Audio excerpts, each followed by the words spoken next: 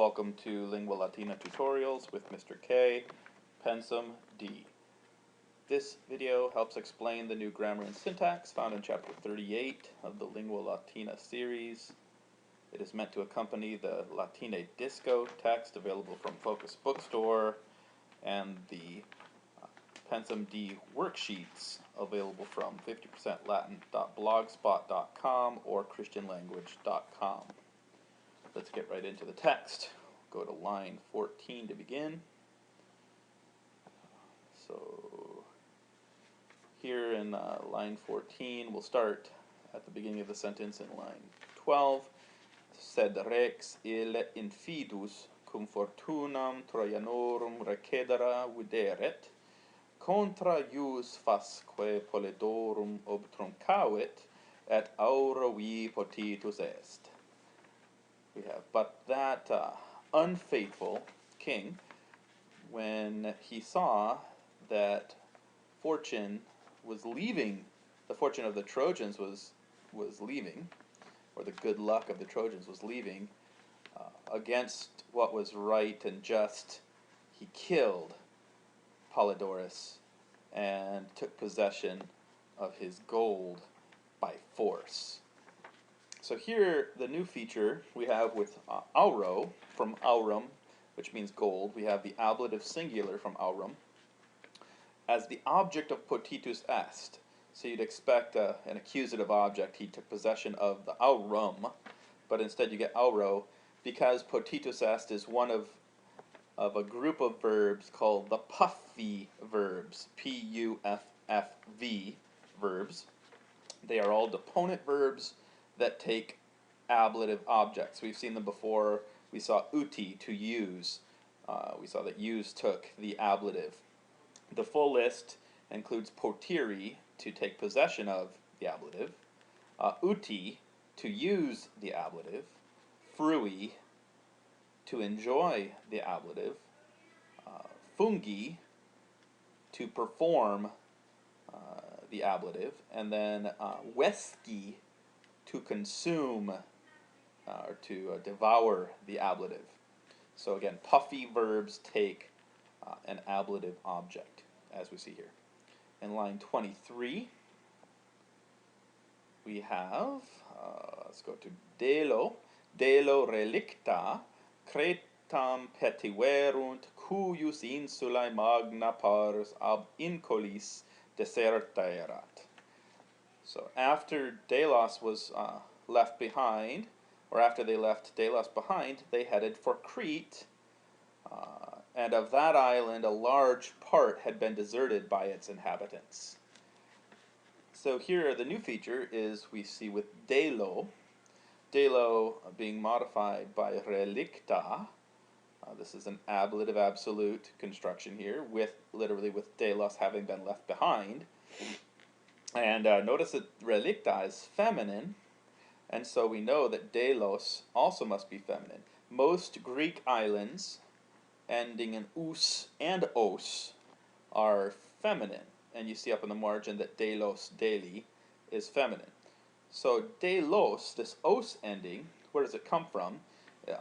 It's a Greek island. It's actually the Greek os ending, the Greek nominative ending. Normally, or often in Latin, the os ending would be turned to us, the normal second declension ending. So you'd end up with delus. But many of the Greek islands, by tradition, held on to their os ending nominative.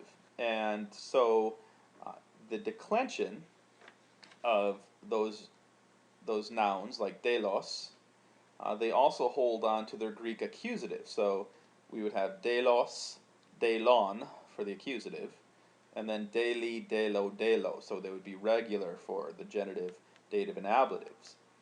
So if you compare that to an island like Rhodus, the os did turn to an us. So for Rhodus, you get Rhodus, Rhodum, Rhodi, Rhodo, Rhodo. In line 43, we see another new grammar feature. Go down to 43. So we have quo facto patrem suum de re certiorem fecit, qui sinemora terram elam longinquam quaerendam esse censuit. Quo facto, with that done, or after that was done, because he just, this was Aeneas had just finished praying. So after that was done, I'm going to be literal here, he made his father more certain about the matter.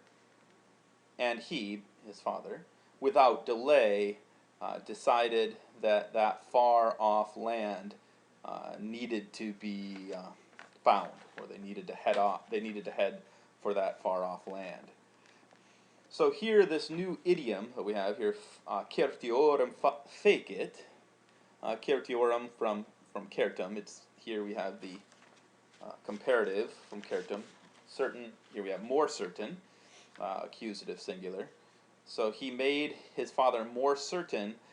It's an idiom meaning that he announced to him, he educated him, he let him know, made it more clear to him. And so it's these idioms like this, while we can translate them literally to make more certain, it's usually best in a polished translation to render it as something more common in English, like to let him know. He let his father know, or made it more clear to his father. The next new feature is in line 64. And we'll start with line 62 here with Iam. Iam in medio mari apparevant, insulae arduae, Zacynthos, Sameque et Ithaca, regnum et patria Ulixis. So now we have now in the middle of the sea, the steep islands of Zacynthos and Same were appearing, and Ithaca, the kingdom and homeland or fatherland of Ulysses. So here the new feature is the form of Same, because we have Same, which is a nominative singular of an island, the island of Same, and Same, notice that it declines in an unusual way, the genitive being Sames, Sames, so Samos and of Samos. So the way, if we were going to decline Same, this is the Greek, another Greek ending that just carried over into Latin. We would use, we would have Same, and then Samen for the accusative, Sames for the genitive, Samai for the dative. So it would be a regular dative, AE, and then Same, the long E again, for the ablative. So again, Same, Samen, Sames, Samai, Same. If we're comparing that to Crete, a Greek noun that did turn into a true first declension noun, we would have Creta, Cretam, Cretai, Cretai, Creta, as opposed to this the Same declension. So the next new feature is in line 77. Let's go ahead here, where we have, let's start with line 76 or 75. Andromache and Helen, or Helenus. This is not Helen of Troy. This is Helenus, the son of Priam. So Andromache and Helenus. Here, an incredible story was brought to them. The story was that Helenus, the son of Troy, had gained possession of the kingdom of Epirus, and that he had taken Andromache as his wife, Andromache, the widow of Hector. So here the new feature is with the case of Regno. And so in Regno, potitum esse regno, he had taken possession of the kingdom. We saw earlier that the reason that we have an ablative here instead of an accusative is because it's with a puffy verb, and the puffy verb potiri takes the ablative. In line 79, we have, let's start here with 78. Hac fama stupefactus Aeneas cuma viro ipso certior fieri cuperet, classe in portu relicta ad orbem progrediebatur.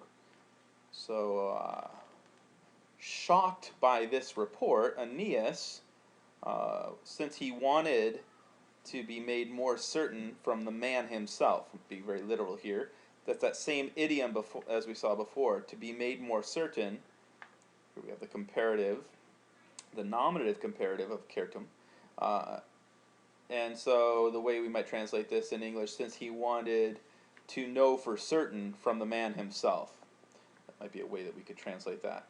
Because he wanted to know, he set out with his fleet left behind in the port, he set out to the city. So in Certior is as I said, a comparative. We have fieri being the infinitive from theo, to happen or to be made. And one thing a little unusual about fieri is that it's one of the semi-deponent verbs, meaning that it does have some active forms, but its perfect system is passive. So if we're doing the principal parts of fieri, we only have two. We have fieri and then factum esse, and the other ones are the gas verbs. I call them gas verbs. Gas, gaudera, gavisum esse. That means to rejoice. Audera, to dare. Audera, ausum esse. And solera, to be accustomed. Solitum esse. So those gas verbs, those semi-deponents, only have two principal parts. They have some active and some passive forms. So looking at line 95,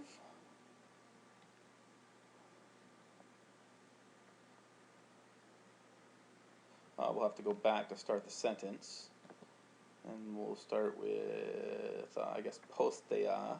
We'll start all the way up with illa. So, ilna vultum demisit et parva voca locuta est, se et Helenum Troia capta apiro in apirum abductos esse, postea vero cum Pyrrhus interfectus esse ab Oreste, Agamemnonis filio. Agamemnonis filio. So let's go up here and let's just translate this part. So that woman, this is Andromache, she cast down her face, or she looked down and with a small voice said that she, all indirect statement here, that she and Helenus, after Troy were captured, were led away by Pyrrhus. This is the son of Achilles. They were led away into Epirus. But afterward, when Pyrrhus had been killed, or after Pyrrhus had been killed by Orestes, the son of Agamemnon, then we have Helenum Caonia parte apiri extrema potitum esse et se uxorum duxisse. That she goes on that after he had been killed, that Helenus took possession of Caonia, the far part of Epirus, the furthest part of Epirus, and that he had taken herself as a wife. So we have here Caonia as an ablative singular, as the object of another puffy verb, potitum esse. That's the new feature here. The next new feature is in line 103. So let's go down to, actually we'll have to start with this one, up in line 101. So priusquam inde digressus est, Aeneas a rege Heleno, qui divinamente numina foibi sentiebat, quae sivit, quae pericula sibi vitanda essent. So before he left there, Aeneas sought from King Helenus, himself was sensing or could feel the thoughts of Phoebus Apollo. He could feel them with his divine mind. He sought from him what dangers needed to be avoided by himself. So this is, here we have sibi, the reflexive pronoun, which means himself, both in the dative and the, well, in the dative, so we have se, sibi, or se, sui, sibi, se. So this is the dative case. Why is it dative? It's dative because it's a dative of agent with a passive paraphrastic, that these things need to be avoided, and then the thing that they need to be avoided by is in the dative case. Needed to be avoided by himself. Also note that the sibi here refers back to the person who's speaking. So he sought, this is Aeneas, sought from Helenus what dangers needed to be avoided by himself, referring back to Aeneas. Okay, the next new feature is in line 118. So here we have praestatotam siciliam longo curso circumire quam semel scilam informem videre et saxa ela resonantia experiri. So praestat, it is preferred, or it is better, to sail around the whole of Sicily by a long course. It's better to do that than one time to take a look at horrible looking Scylla and to experience those resounding, those loud sounding rocks. So praestat, notice that there's no subject for praestat. It's not Aeneas is preferring, or it's a what we call an impersonal verb. It is preferable. It is to be preferred to do this. So really the subject is it in English, but because there's no defined subject, we call this an impersonal verb. It is preferred. Line 133 has a new feature. So here we have post solis occasum en litus egressi sunt et fes in somno se dederunt. I guess we'll stop there. So after the occasum of the sun, after the setting of the sun, they went out onto the shore, and worn out, they gave themselves to sleep. So here the new feature is we have occasum, which is a noun.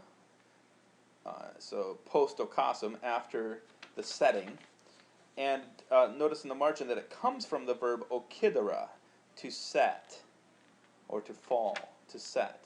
So here we have occidere, to set, and the third principal part of that verb, occisum esse, to have been set down, to have been set. The supine, remember the word for the supine, this is the supine form. It's that participial form in the neuter accusative participial form, or nominative, occasum. So occidere, occidisse, occasum esse. So occasum here is our supine. These supines can form, of verbs, can form nouns of the fourth declension, like occasus, occasus. Many, many nouns of the fourth declension are formed this way. So by knowing the verbs, you'll quickly be able to define the nouns. The next new feature is in line 141. Let's go down to 141, and we have di maris et terrae tempestatumque potentes. This, so the, and ferte will go on. Ferte viam vento facilem et spirate secundi. So the gods, he's praying, he invoked, called upon the gods, gods of the sea, and powerful ones of the land and of the storms, bring us an easy path and breathe out with a good or prosperous wind. So here we have potentes, powerful, powerful ones. It's an from the adjective potens, powerful. So gods of the sea and gods powerful of the land and of the storms. That'd be the literal translation. But figuratively, those having power over the land and the storms. But do note that these are both genitives. We have of the land and of the storms, and that potens is one of those special adjectives that can have a genitive noun with it. The next new feature is in line 156. And here we have inde postquam sol occidit feciet ignari viae ad oram cyclopum advecti sunt. So thence, after the sun set, tired and not knowing the road, or not knowing the path, they were carried to the shore of the Cyclopes. So here the new feature is this genitive viae, which is, it goes with the adjective ignarus, just like we just saw potentes taking a genitive noun with it, having power over something in the genitive. Here we have ignarus, not knowing something, in the genitive. Not knowing of, literally, ignorant of the way, or not knowing the path or the way. So ignari being nominative plural, referring to this, to all the companions of Aeneas, and then viae being the genitive singular, viae being genitive singular from via.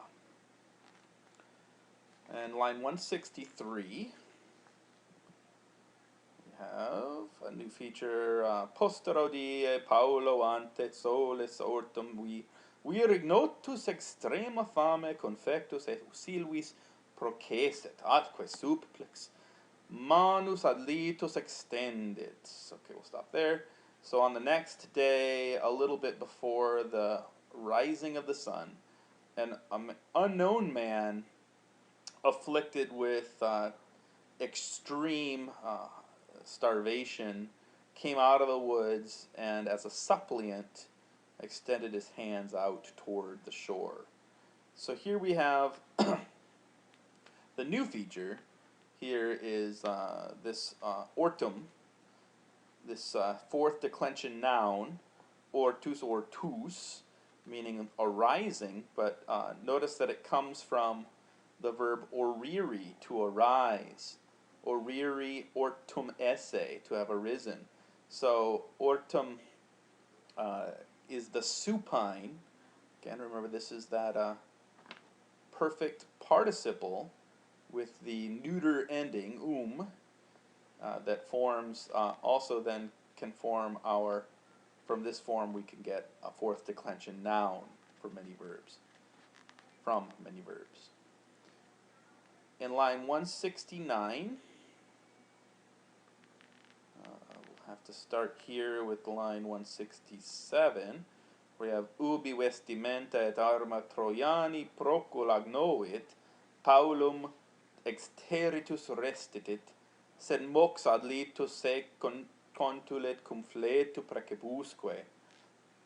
And so when, and this is the guy with the bristly beard who is coming out of the woods toward the Trojan, toward Aeneas and his Trojan companions. So it said, when this guy recognized the clothing and the Trojan weapons from afar off, a little bit, somewhat terrified, he stopped.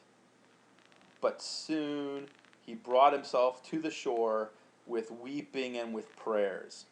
So here the new feature is in this noun fletu, and now this is our third example of a noun of the fourth declension, and fletus, weeping and of weeping, that comes from a verb, flera, to weep. And again, this form, fletu, is from the supine, and the supine can turn into a fourth declension noun, as we see here. So instead of to weep or having wept, we have with weeping the noun.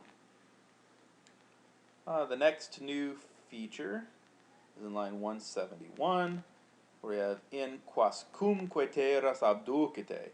Take me off into whatever lands you want. Quascumque.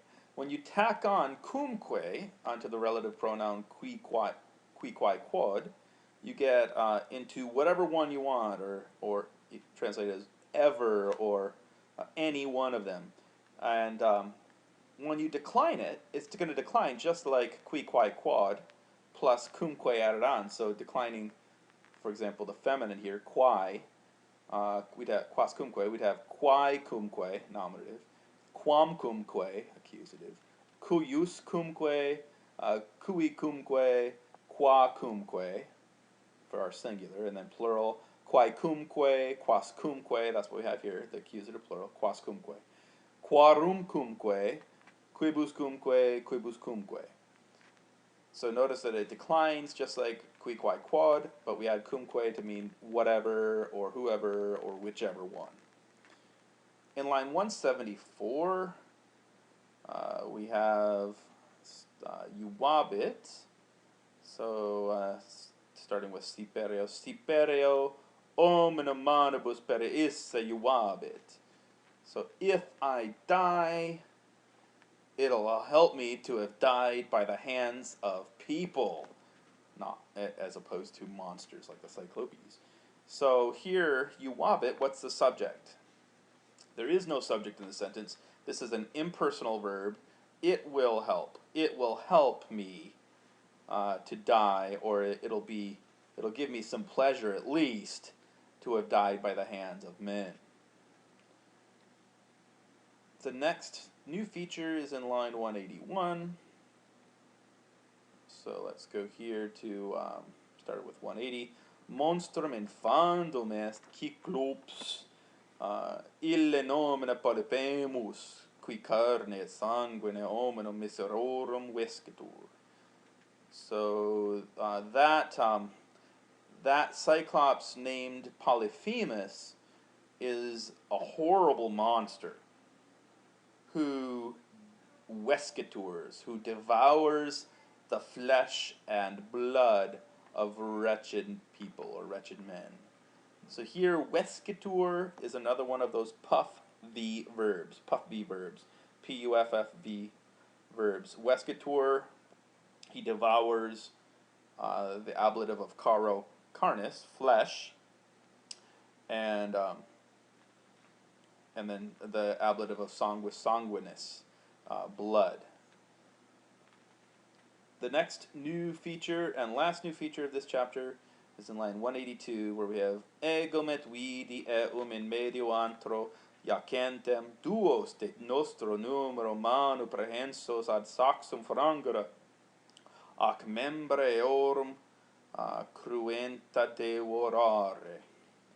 So I myself saw him lying in the middle of the cave, shatter on a rock. 2 people grabbed by his hand from our number, and I saw him devour their bloody limbs. So the new feature here is egomet. I, ego, the pronoun, personal pronoun I, plus met, which intensifies the personal pronoun. So I think I translate it as I myself, or you could say I personally saw him. Just focusing on the I, it would decline just like ego. So you'd have ego met, nominative, me met, the accusative, mihi met, me met, me met, as your ablative. But just know that the met, it can be added on to other personal pronouns like te met. You can get yourself, focusing on yourself, or all the personal pronouns can add met to emphasize them. Okay, so those are all of your new features for chapter 38. Thank you for listening.